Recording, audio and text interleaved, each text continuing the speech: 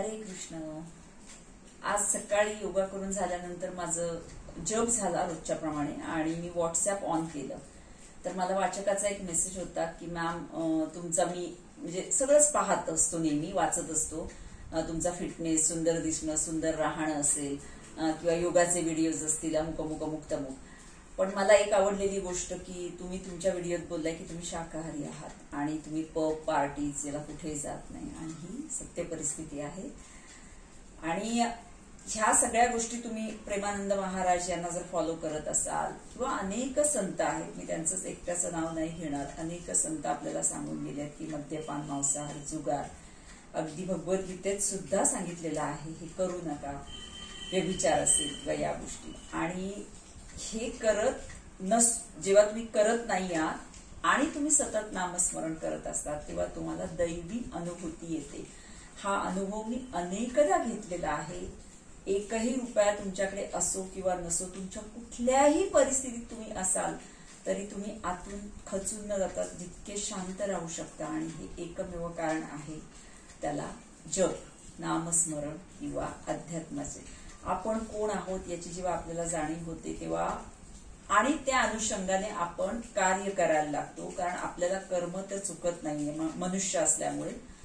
So कर्म करताना कुठल्या पद्धतीने कर्म करावं हे जेव्हा आपल्याला कळतं आणि त्या अनुषंगाने आपला दिवसभराचा प्लॅन आपण करत राहतो आणि प्रत्येक कृती, प्रत्येक कर्म हे भगवंताप्रती जेव्हा आपण करतो तेव्हा त्याच्यातून मिळणारा आनंद आणि त्याच्यातून येणारा रिझल्ट हा आपल्याला हवा असणारा सुखद असतो.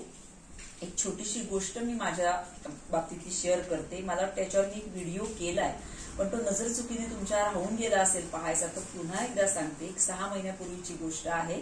मला थोडासा मेनोपॉजचा त्रास होता आणि महिना दीड महिना ब्लिडिंग होत होतं आणि डॉक्टरनी मला एका सांगितलं, माझा मित्र होता गायनेक, त्यांनी की तुला युट्रस काढावं लागेल, ऑपरेशन करावं लागेल.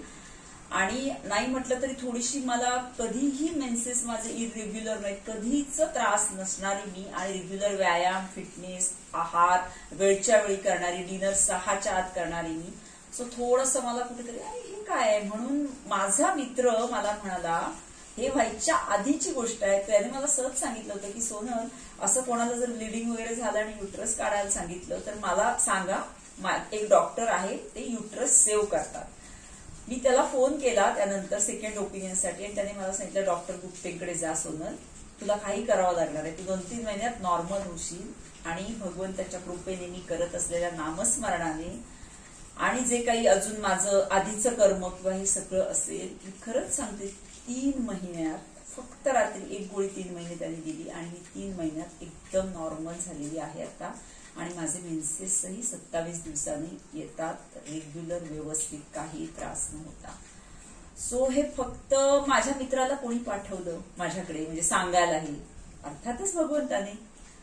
मग हे सगळं जेव्हा तुम्हाला जमून येतं आणि जेव्हा तुम्ही चांगल्या स्थितीत कुठल्याही बिकट परिस्थितीतून जेव्हा बाहेर पडता तेव्हा त्याला कोण कारण असतं, कारणीभूत असतं, तर आपलं कर्म, नामस्मरण आणि श्रीकृष्ण, भगवंत आपल्या ज्याने सृष्टीची निर्मिती केली.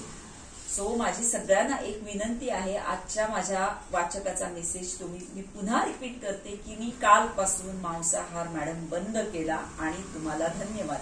हे धन्यवाद मला नाहीत, मी त्याला माध्यम आहे, हे धन्यवाद कृष्णाला आहे, त्याने त्यांच्याकडून करून घेतलं. कारण आपण खातो म्हणून कोणीतरी प्राणी मारतो हे फक्त लक्षात ठेवा. त्यांनाही आपल्यासारखा जगण्याचा अधिकार आहे. आणि उठता बसता आपला कामधंदा न सोडता, आपलं नित्य कर्म कुठलंही न सोडता, न बंद करता, फक्त सगळं श्रीकृष्णाला अर्पण करा आणि सतत नामात राहा. तुम्ही नाव कुठलंही घ्या, श्रीराम जय राम, जय जय राम असो, रामकृष्ण हरी असो, हरे कृष्ण असो, राधा राधा असो, कृष्ण असो, कुठलंही नामस्मरण करा. भगवंत एकच आहे आणि तो आपल्या आतमध्ये आहे. हरे कृष्ण.